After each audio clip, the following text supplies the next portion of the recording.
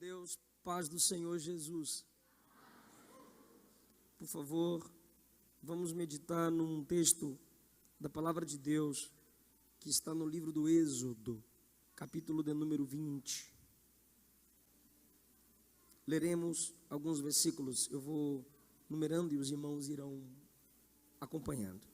O versículo 2 diz: Eu sou o Senhor teu Deus, que te tirei da terra do Egito, da casa da servidão. Não terás outros deuses diante de mim. 7. Não tomarás o nome do Senhor teu Deus em vão, porque o Senhor não terá por inocente o que tomar o seu nome em vão. Lembra-te do dia de sábado para o santificar. 6 dias trabalharás e farás toda a sua obra. Mas o 7º dia é o sábado do Senhor teu Deus.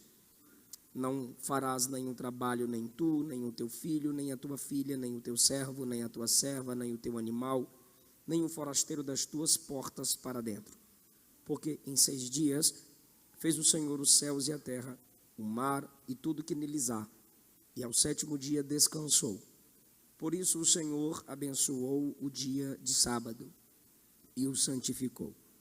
Honra teu pai e tua mãe, para que se prolonguem os teus dias na terra, que o Senhor teu Deus te dá.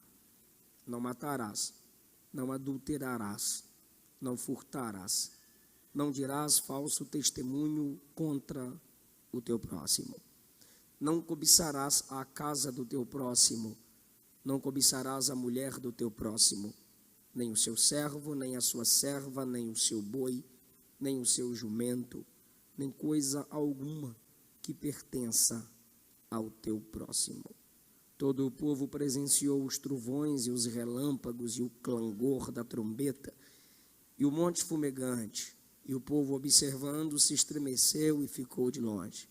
Disseram então a Moisés: Fala-nos tu e te ouviremos, porém não fale Deus conosco, para que não morramos. Respondeu Moisés ao povo: Não temais, Deus veio para vos provar, para que o seu temor esteja diante de vós, a fim de que não pequeis. Queridos irmãos, nós estamos iniciando um novo ano, que para quem tem esperança em Deus, é uma nova etapa, é uma nova fase, e existem fases que são determinantes. Espiritualmente, ideologicamente, no contexto político, nós sabemos de um sistema elaborado há tempos contra os princípios da igreja, como já avisava o evangelista Billy Graham. Todo esse sistema que se opõe aos princípios da igreja, a Bíblia chama de mundo. Qualquer referência à ordem bíblica que é dada ao povo de Deus para fugirmos da Babilônia: sai dela, povo meu, não ameis o mundo, nem o que no mundo há.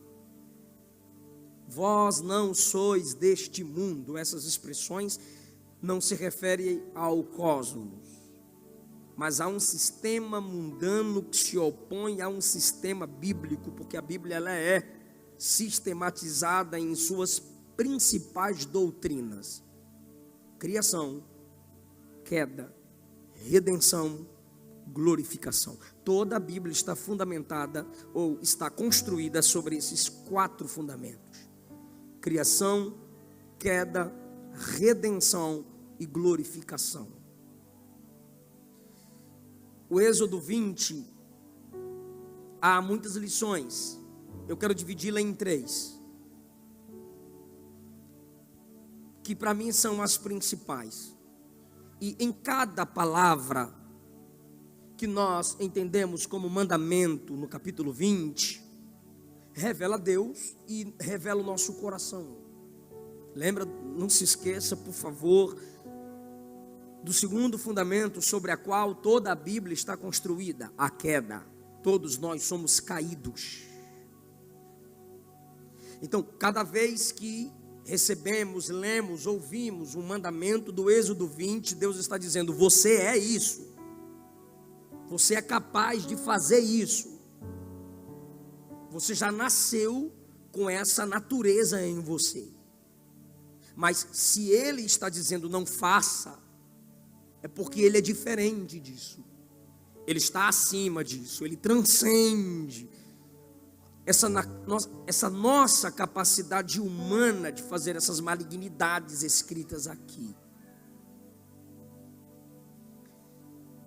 Esses textos perpassaram os anos.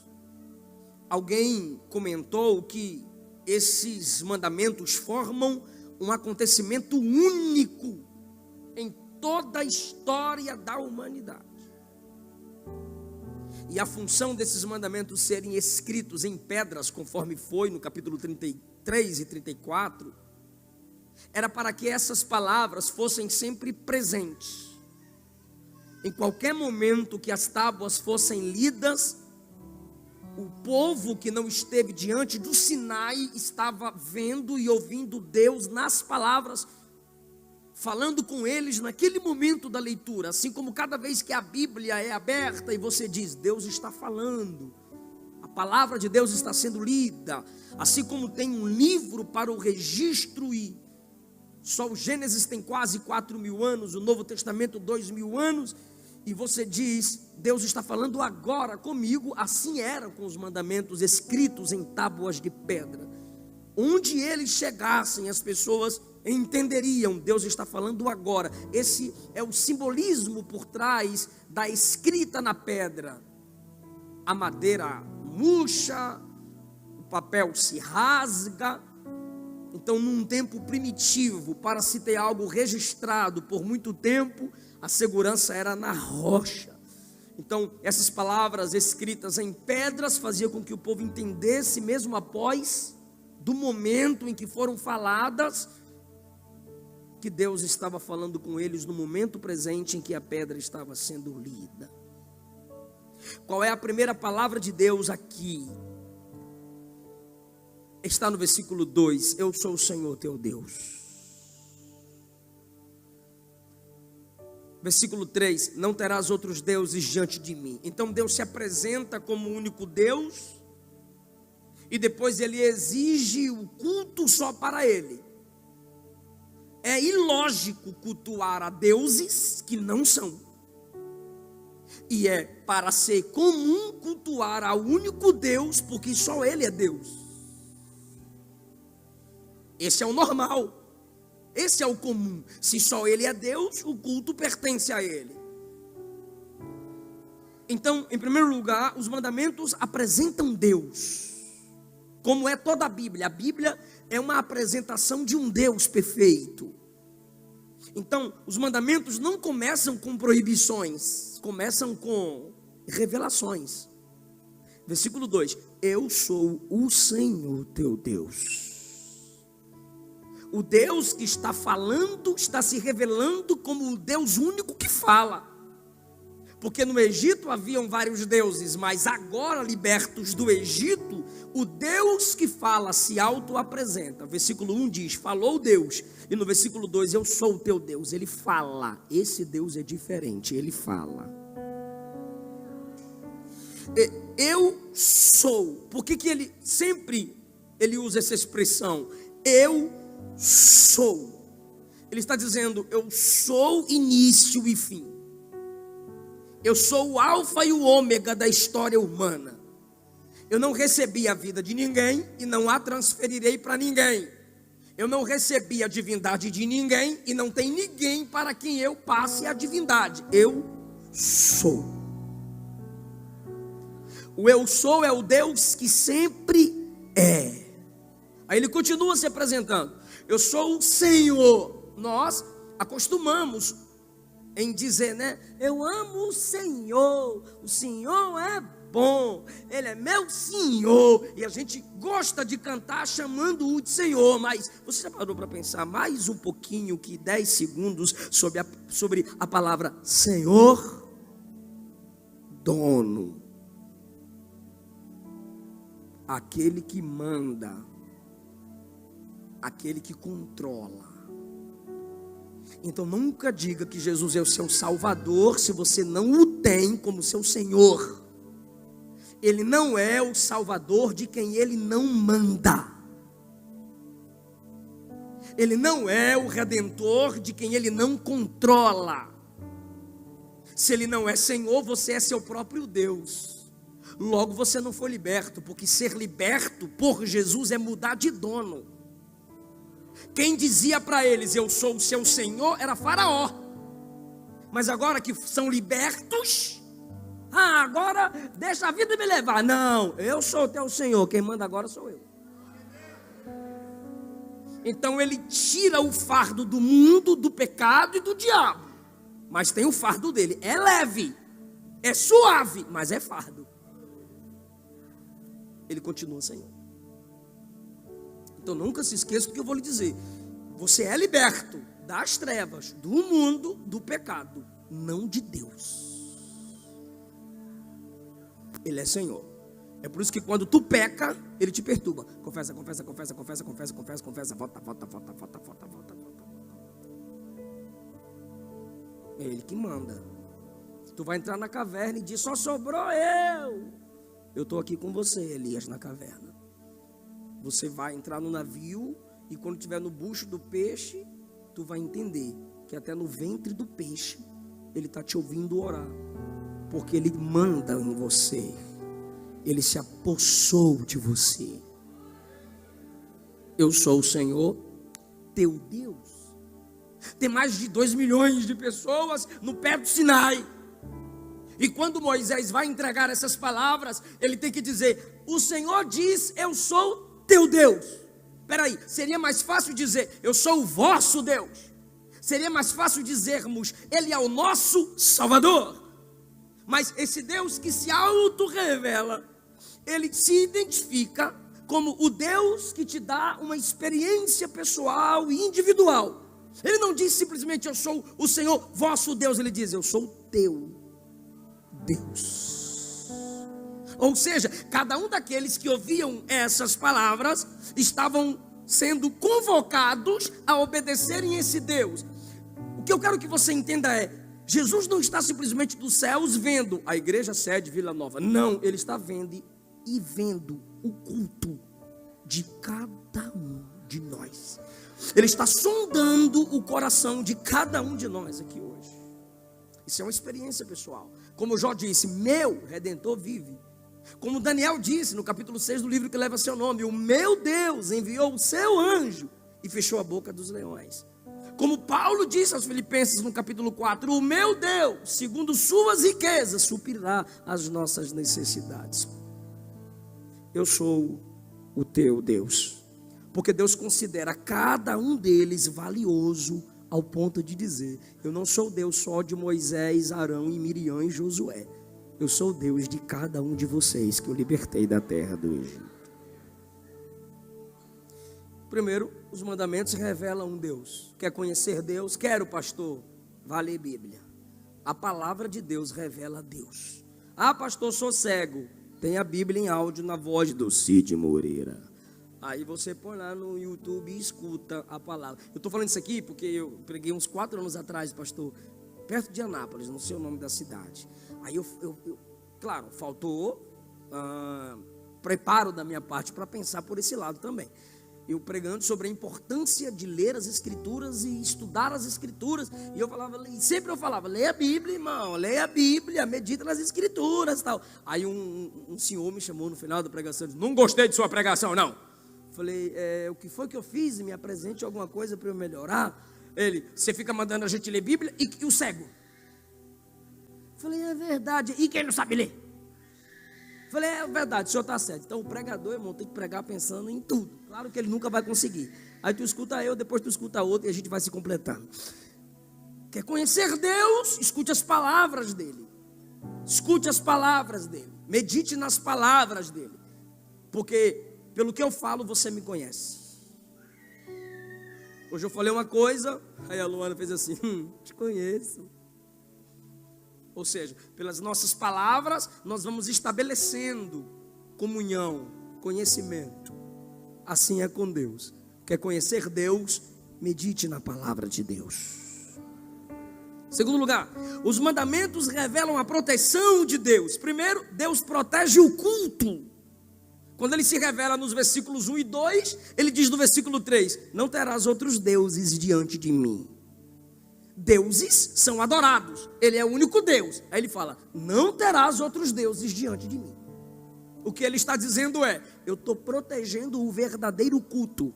Logo, quando ele protege o culto que pode ser dado aos falsos deuses, ele está nos protegendo de sermos falsos adoradores. Deus guarda, irmão, Deus tem zelo pelo culto. É por isso que nós, quando vamos pregar, trememos. Você viu a dificuldade que estava o pastor Josué em tentar fazer alguma mudança em horários de culto? Eu percebi, não é fácil, não é fácil dirigir um culto, conduzir o culto, a equipe de louvor, por mais prática que tenha com a música, a adoração está acima da música, sim ou não? E ali eles sabem que precisam conduzir a igreja na adoração. Por quê? Porque culto é algo que Deus protege. Deus tem zelo de culto, Deus tem ciúme. É por isso que o Espírito nos capacita a ter uma vida cultica, para que o culto aqui seja resultado do que somos onde estivermos. Por isso que Jesus disse em João 4, que o culto deve ser feito em espírito, vindo do interior, pela ação do Espírito, e em verdade, pelo poder da palavra. Então Deus protege o culto dizendo, além de mim, ou em acréscimo a mim, ao meu lado, ninguém no culto deve chamar mais atenção do que o nome de Deus, do que a pessoa de Deus. Nada no culto deve brilhar mais do que o nome dele, a glória dele, o poder dele. Não terás outros deuses diante de mim. Deus protege o seu nome, versículo 7. Não tomarás o nome do Senhor teu Deus em vão. Por que Deus está dizendo isso? Porque o maior desejo de Deus é honrar o nosso nome. De que modo? Escrevendo-o, mantendo-o no livro da vida. Mas em contrapartida, nós não temos esse mesmo desejo de honrar o nome de Deus, porque somos caídos, segundo o fundamento sobre o qual a Bíblia está construída. Queremos o nosso nome, queremos a nossa história, e às vezes para isso desprezamos o nome de Deus. Temos medo de ofender aqueles que todos os dias ofendem Deus, e aí deixamos o nome de Deus ser escarnecido. Quando em 2 Samuel 12, Davi estava em pecado, desviado, sem confessar seu pecado, quando Natã veio a ele e lhe exortou, Natã disse, por sua causa, o nome de Deus é blasfemado entre as nações. Aí Davi cai de joelhos e sente o peso dessa palavra. Quando em Josué 7, Acã peca, Josué vai orar e diz, Deus, por causa do pecado deste homem, o seu nome está sendo envergonhado dentre os povos. Ainda bem que Jesus nos ensina em Mateus capítulo 6, que quando a gente for orar, a oração deveria começar, santificado seja o teu nome. O que é tomar o nome de Deus em vão? É permitir que o nome de Deus seja arrasado como um campo de ruínas. Essa é a imagem hebraica para o em vão. Segundo, usar o nome de Deus para encobrir o mal, para encobrir o engano, para encobrir a falsidade. Foi feio, foi errado. Em nome de Jesus, não fui eu. E foi. Usa o nome de Deus em associação com feitiçaria, que é religiões ocultas ou até o uso de drogas ilícitas. A produção de Lutero desse texto é traduzida em latim assim: não conduza o nome de Deus de modo inútil. É o nome santo. E como é que eu faço isso, pastor? Lembre-se que cada vez que você for falar sobre o nome do Senhor, lembre-se do dono do nome. O meio de usarmos o nome de Deus em vão é que qualquer coisa vira profecia. Por quê? É só colocar o nome de Jesus. Colocou o nome de Jesus, virou profecia. É invencionice da cabeça, é empolgação nossa, é até mentira do profeta do Pix. Mas porque usou o nome de Jesus, aí a gente dá credibilidade. E Jesus ensinou: quando fores orar, orareis em meu nome. Em meu nome. O que é falar em nome do pastor Josué? Primeiro, é aquilo que ele mandou. Segundo, é aquilo que ele deseja. E a interpretação óbvia é aquilo que ele falaria. Se o que eu estou orando diante do Pai e uso o nome de Jesus para isso, sem conhecer o que Jesus oraria, o que Jesus pediria, sem conhecer as pregações de Jesus, eu vou estar usando o nome do Senhor Jesus em vão.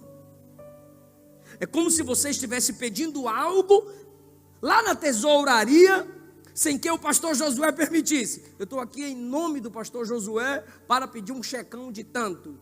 O obreiro iria dizer: não conheço tu e eu não tenho autorização para fazer isso, porque o pastor Josué jamais pediria tal coisa. É por isso que há tantas orações que você diz: Deus não responde. E eu uso tanto o nome de Jesus. Aí Jesus olha e diz: em vão, eu não mandei tu pedir isso? Eu não pediria isso? Meu Pai não será glorificado com o que você está pedindo? Se você não conhece o Evangelho, se você não conhece as pregações de Jesus, nós sempre usaremos o nome de Jesus em vão. Os mandamentos revelam Deus protegendo a devoção familiar. Versículo 8. Lembra do dia de sábado? A palavra sábado é feriado, descanso. Lembra da pausa. É um tempo de encontro familiar. Olha como o texto continua: nem tu, nem teu filho, nem tua filha trabalhará. Deus estava chamando o povo, após trabalharem 6 dias, um único dia, lembrem de mim. Vocês passaram 400 anos no Egito, trabalhando toda hora. Agora eu libertei vocês. Vocês continuarão trabalhando, porque eu não tenho compromisso com preguiçoso. Mas eu quero um tempo em família, para culto ao meu nome. Libertei vocês, mas eu quero um espaço na vossa agenda para se lembrar de mim, porque para algumas pessoas seu trabalho se torna seu Deus. E eu pessoalmente, Eliseu Rodrigues, duvido que Deus tenha aberto esta porta que te impede de orar, de ler as escrituras e de congregar. Deus nunca abriria uma porta para te fazer escapar dele. E às vezes o método de Deus te trazer de volta será fechando a porta. Vai doer, mas ele não vai perder você, porque ele prefere ferir você do que perder você. Lembrem de mim, se reúnam em família. O sábado é exemplo de misericórdia. Seu servo, sua serva, seus animais não trabalharão. Permitem que eles descansem. O sábado é o aperitivo da eternidade. Por quê? Porque quando você lê Gênesis 1, foi tarde e manhã, primeiro dia. Foi tarde e manhã, segundo dia. Foi tarde e manhã, terceiro dia. Foi tarde e manhã, quarto dia. Foi tarde e manhã, quinto dia. Foi tarde e manhã, sexto dia. Mas o sábado não tem foi tarde e manhã. Porque o sábado em Cristo é eterno. O descanso em Cristo é eterno. A paz em Cristo é interna. A minha paz eu vos dou, e o mundo não pode dá-la como eu a dou. Hebreus capítulo 2, capítulos 2, 3 e 4 dizem que quem recebeu Jesus entrou no descanso divino. Há uma segurança na sua alma. Essa segurança é a paz. Que segurança é essa, pastor? Sou filho de Deus, sou salvo em Cristo Jesus. Se a trombeta tocar, eu subo, e se eu morrer, eu também subo. O sábado é um aperitivo da eternidade. Os mandamentos protegem. É Deus protegendo. Versículo 12, Deus protegendo pais e filhos. Honra teu pai e a tua mãe. Só que às vezes esse versículo é lembrado para os pequenos. Filho, honra papai, honra mamãe. Mas seu pai está vivo, sua mãe está viva, e você nunca deixa de ser filho, apesar dos acréscimos normais da vida. Honra teu pai. Tem um processo da vida quando você se casa. Aí o texto não é obedece. Por isso que Efésios 6 manda obedecer e honrar. Debaixo da tutela do pai obedece. Se tornou de maior, é honra. E o texto aqui é honra, porque é para todos. Tanto pequenos quanto grandes. Quanto menores, tanto menores quanto maiores. E quando você lê o Gênesis, você percebe aqueles que desonraram seus pais. Os irmãos de José, Esaú. O texto é histórico. Não façam como eles. E tem a promessa de ter vida prolongada, que aqui é um sentido figurado. Vida prolongada é dias melhores, dias abençoados. Dia prolongado, se você já foi em algum país da Europa, tipo Suíça ou Austrália, que em alguns momentos o sol brilha mais sobre o país. Um dia prolongado é dias com mais luz. Honra teus pais, e eu te darei dias mais iluminados. É um mandamento que se aplica até além da sepultura, porque é honra, é valorização do nome. Honrar é dar peso. Nossa geração precisa entender que Deus nos estabeleceu debaixo de autoridades. Há uma anarquia sendo estabelecida. Eu não sei se você percebe que a maioria de jovens e adolescentes que fazem sucesso em TikTok e YouTube, que são até chamados de influencers, são jovens e adolescentes que brincam até de modo desrespeitoso com seus pais. Isso dá like, isso dá dinheiro, é rir da história, é desrespeitar quem já viveu o meu futuro. Deus está protegendo tanto o pai, quanto os pais, quanto os filhos, porque os filhos que honram seus pais também estão protegidos. Eu te abençoarei, eu te darei dias com mais luz. Deus protege a vida. Versículo 13: não matarás, não estragarás a vida na comunidade em que te coloquei. Aqui Deus está se referindo à morte ilegal. E já vi gente usar isso aqui na internet, os pregadores da net, os netcrentes, para a polícia. Não quer morrer, é só não ir para cima da polícia. Se for, leva bala. não matarás. Não assassinarás. Deus está contra a morte ilegal, que se a polícia praticar, também está quebrando esse mandamento. O que Deus está fazendo é proteger a vida. E outra, eu preciso tocar nesse assunto aqui. Nós cremos que a partir do momento da concepção, o ser humano já é criação de Deus no ventre materno. É obra do Criador, é objeto do seu amor. O Salmo 139 diz que Deus já enxerga, Deus já vê. Nenhum homem é livre para impossibilitar deliberadamente a concretização da vida ao abortar. A Bíblia não dá legitimação alguma ao ataque à vida, nem a própria, nem daquele que está por nascer. Quando a vida da mãe está sendo ameaçada, aí os irmãos sabem que o médico tem aquilo que os homens da medicina chamam de culpa ou não culpa. Aí, nesse caso, o aborto entra no campo da exceção. Mas sabemos que nunca, jamais, exceção pode se tornar regra. Deus é Deus de vida. Deus protege a vida. E abortistas que lutam por essa causa são assassinos diante de Deus.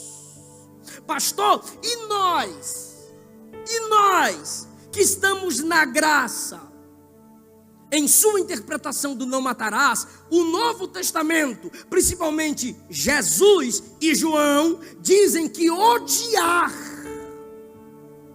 é matar. Odiar é assassinar, é homicídio. Então, para Cristo, o amor, na graça, no caminho da vingança, no desejo da derrota, na projeção da queda e da miserabilidade do outro, eu já sou assassino. Mateus 5, 21. 1 João capítulo 4, versículo 20. Deus protege a vida. Mas Ele protege dando essa palavra para que a igreja pregue, para que a igreja anuncie. Os mandamentos, irmãos, é Deus protegendo o casamento no versículo 14. Não adulterarás. O que é o adultério? Qualquer relação íntima com terceiros. O casamento é um presente divino dado ao ser humano. E é um presente exclusivamente total entre homem e mulher. Para nós que lemos as Escrituras, o que passar disso não é casal, é dupla. Aí depois edita, senão eles derrubam o canal da igreja. Deus colocou no ser humano o anseio por Deus, originalmente, lembre da queda. Então antes da queda é assim, era para ser assim. Toda relação fora de homem e mulher é pós-queda. É efeito do pecado no mundo. É a rebelião do homem contra Deus. Originalmente, Deus colocou no ser humano a atração pelo sexo oposto. Qualquer coisa fora disso é a prova de que o nosso mundo foi quebrado pelo pecado. Deus não projetou o casamento a 3. Deus projetou o casamento a 2, e no casamento os 2 se tornam, pode falar um. Aí no adultério, o terceiro envolvido faz com que os 2 que haviam se tornado um se separem ou se quebrem e se tornem 2 novamente. O adultério gera a divisão. O adultério não rouba a vida como o não matarás. O adultério não rouba a vida como o assassino, mas ele tira do outro uma parte que Deus lhe concedeu para lhe tornar completo. Usando o exemplo de Davi, porque Davi quebrou quase todo isso aqui no pecado com Batseba. De novo, em 2 Samuel 12, quando Natã vai corrigir Davi, Natã chama Davi de ladrão por detrás da parábola que ele usou para exortar Davi. Porque o que Davi cometeu foi um roubo. pegando a ovelha de um homem que só tinha aquela. O adultério de Davi foi um roubo, é blasfêmia. De Davi não, de qualquer pessoa. É uma destruição de uma comunhão que Deus promoveu. É uma ofensa contra um cônjuge. É a interrupção de uma parceria. É o fim da fidelidade. É uma afronta à palavra de Deus. Desculpe-me, queridos, mas eu não posso fugir do que acontece na nossa geração. E é uma luta contra a igreja, contra os nossos princípios. E só a palavra nos protege. 1 Tessalonicenses capítulo 4, quando Paulo, antes de falar do arrebatamento, ele exorta contra a imoralidade sexual. E ele diz que quem peca contra seu irmão, usando a imoralidade sexual para isso, Paulo conclui assim: Deus será o vingador de quem sofreu pela imoralidade. É brincadeira isso? Isso é muito sério, pastor. Deus se levanta como o vingador dos feridos pela deslealdade. Lutar com o homem é um nível de guerra. Deus odeia quebra de aliança. Não é comum, não é normal, não é natural. E que o sangue de Jesus nos purifique, nos cubra, nos livre. Estou caminhando para a conclusão. Deus protege o fruto do trabalho. Versículo 15: não furtarás. Jeremias 22, 13. Tiago capítulo 5, versículo 4. Diz que quem usufrui do trabalho do próximo, sem pelo menos lhe oferecer o pagamento devido. Você é devedor quando usufrui do trabalho de alguém. Se você não paga, você é ladrão que rouba sem arminha, furtivamente. Por isso está escrito: não furtarás. Aquele que rouba furtivamente. Só que tem um jeito.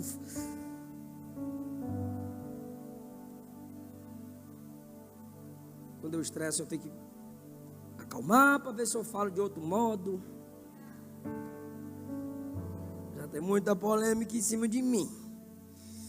Jesus proibiu os filhos de declararem que o dinheiro que eles usariam para cuidar de sua família, primariamente direcionado aos seus pais, Jesus proibiu que aqueles que têm a posse para cuidar de sua família, desvie essa posse para dar na mão de religiosos que são cães, lobos, falsos líderes.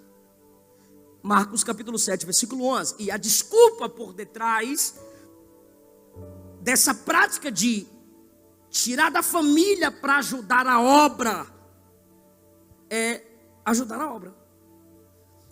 Então a esposa sofre, os filhos sofrem, os pais sofrem, mas o meu pastor disse que eu tenho que dar tudo. Jesus proibiu. Isso é roubar furtivamente os incautos. É tirar a honra do trabalhador. Jesus disse que isso é pecado. Então, qualquer comunidade religiosa que exija que seus... Eu não estou falando de ensino.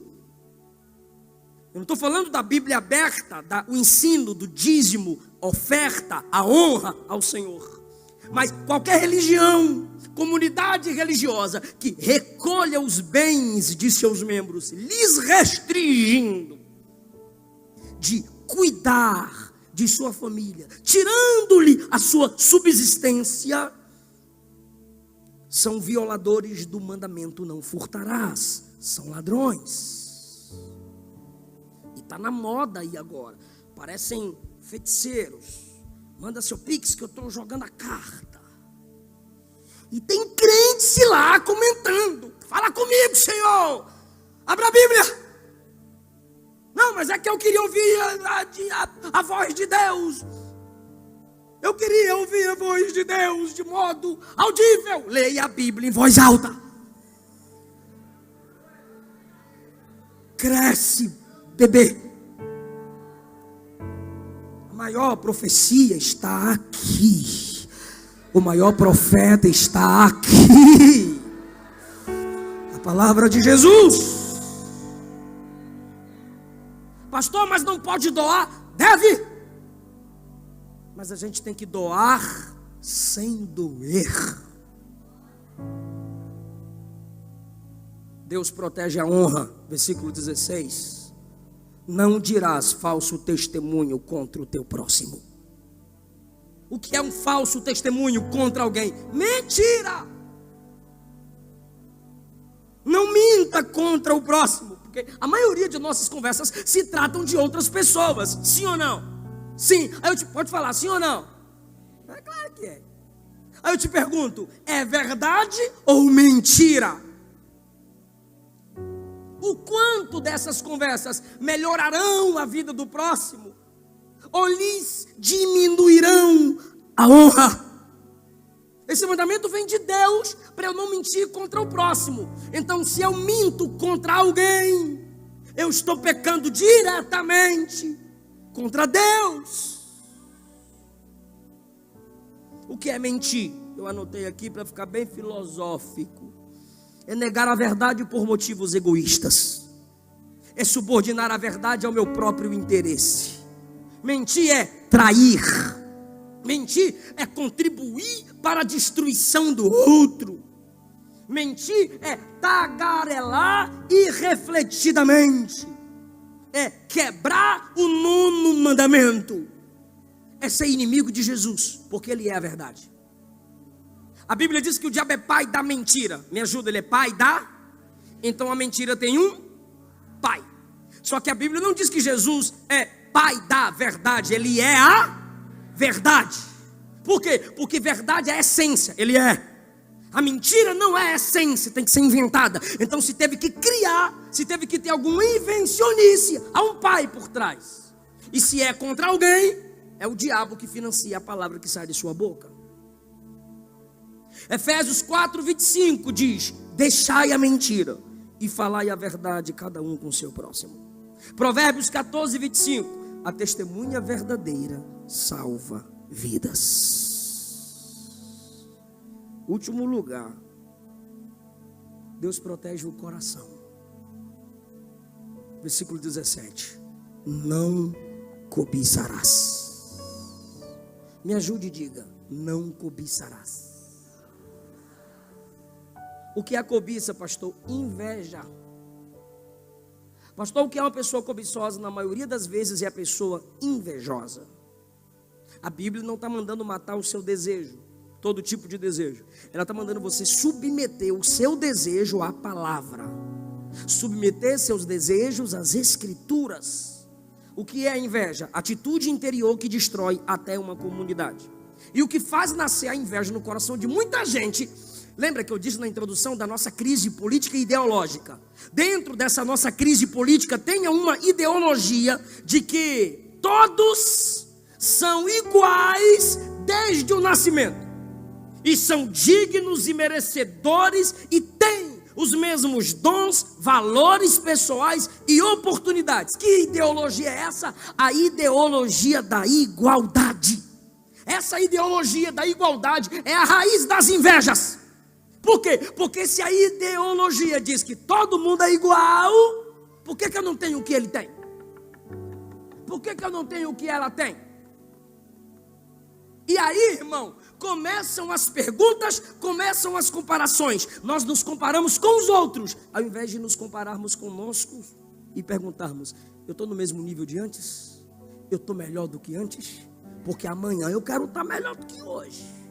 Se a gente fica se comparando com os outros, se não formos libertos pelo sangue de Jesus, aí nasce a cobiça, nasce a inveja, ao ponto de destruir o casamento do próximo, versículo 17, destruir a empresa do próximo. Por isso que diz: não cobiçarás o servo, a serva, nem o boi, nem o jumento, nem coisa alguma que lhe pertença. O invejoso não quer que você tenha o que você tem, porque para ele, no mínimo, vocês dois deveriam estar no mesmo patamar. E às vezes nós cobrimos crentes preguiçosos na igreja. Todo mundo aqui é igual. Não é não, tem gente feia, tem gente bonita.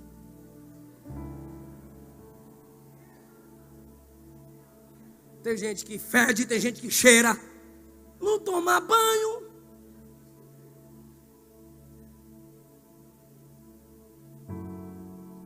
Quando Saul desonra Samuel, Samuel olhou para ele e disse assim: Deus escolheu outro melhor do que você. E você que levanta a teoria de que todo mundo é igual,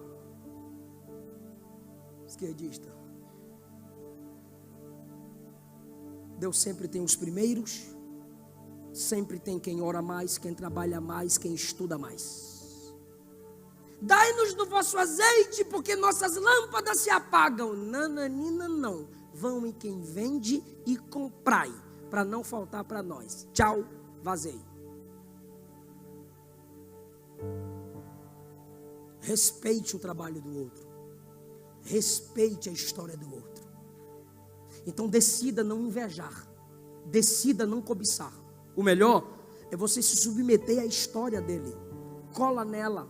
Aprende com ela, aprende com ele, mas tentar tirar, sem pagar o mesmo preço que foi pago, você está quebrando esse mandamento. Você está cheia de cobiça, você é invejosa, você é invejoso, e você precisa parar de comparar e começar a agradecer. Agradecer pelo que Deus te deu, agradecer pelo que Deus tem para você, e agradecer pelo que Deus deu para alguém perto de você. Quer começar a vencer a inveja? Glorifica Jesus pela sabedoria do outro, pelo carro do outro, pela casa do outro, pela roupa dela. Glorifica pela roupa dela. Miga, como você está chicosa. Aleluia. Um dia eu vou chegar nesse nível, miga. É para as irmãs isso aqui. Homem não tem migo, não.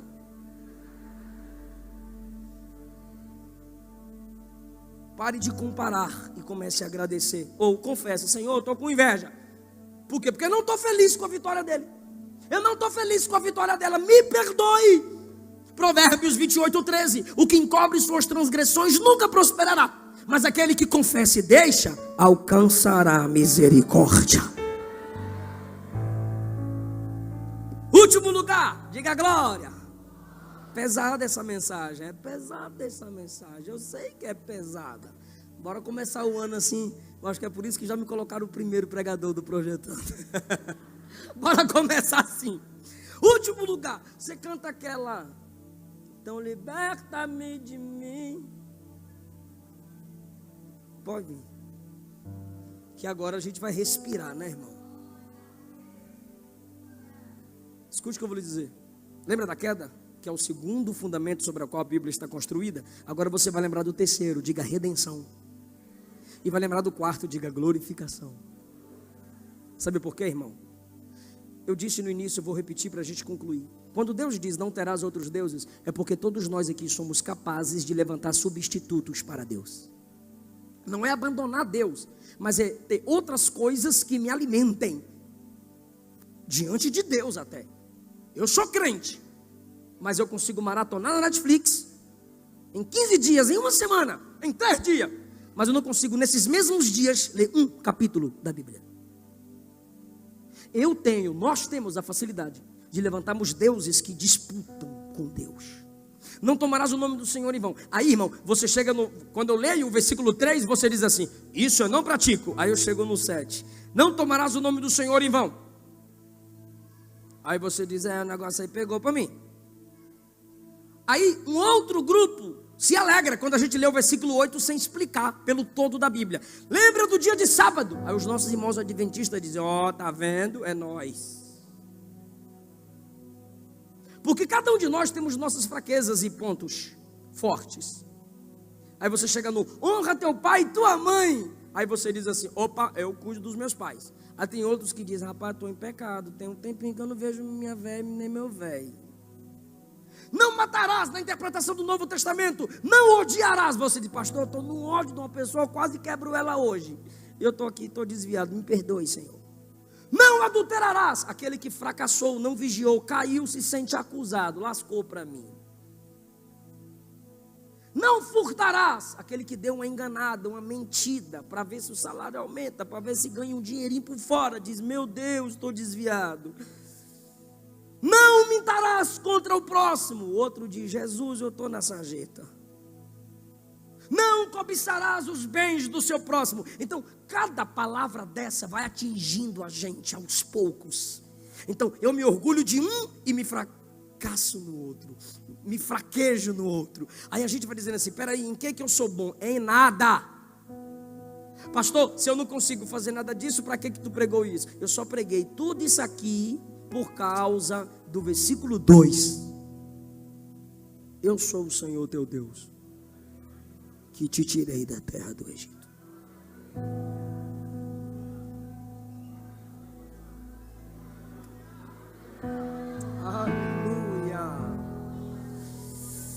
Eu não esperei você me obedecer para te libertar. Eu te libertei para te ensinar o que eu quero de você.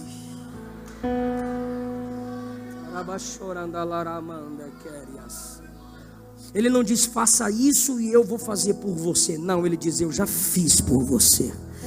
Eu já derramei o sangue, eu já enviei o Espírito Santo, eu já estabeleci a igreja. E da reforma protestante a Bíblia foi colocada na tua mão. Eu já te dei a capacidade. Sou eu quem te liberto.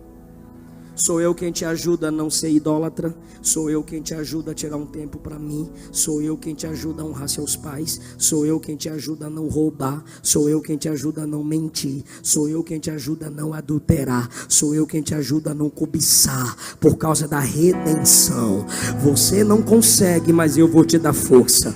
Você não tem forças, mas eu vou te dar graça. Você é falho, falha, caído, pecador, miserável, pobre, segue-no. Mas eu sou rico em graça para te restaurar. Eu sou rico em graça para te levantar. Alguém pode adorar ao Deus que nos capacita. Não é pela sua força, é pelo poder do Espírito Santo. Hoje é noite de perdão. Hoje é noite de restauração. É noite de salvação. É a graça que te capacita.